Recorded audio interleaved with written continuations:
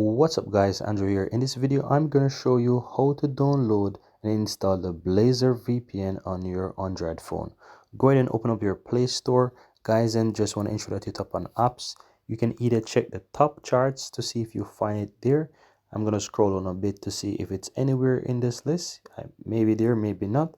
But if you're not able to find it guys, you can easily, and as you can see right here guys, I can find it, the Blazar VPN. If not, you can easily go ahead and use a search and simple type in Blazar and you will see Blazar VPN. You can go ahead and scroll on, you'll find it. So you tap on that, tap on install. Less than a minute I would say to download and install on your phone.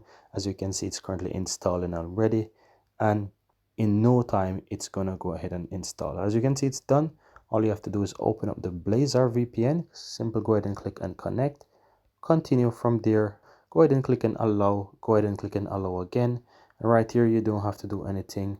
Right here you can say not now, and to go ahead and connect, just simple choose whichever region you want. As you can see, you have a bunch of regions there. So let's say I want to use Germany. I can tap on that, then I can exit the X there, tap on, click on OK, and as you can see right now I'm connected. I'm now connected to Blazar VPN, and that's pretty much it guys.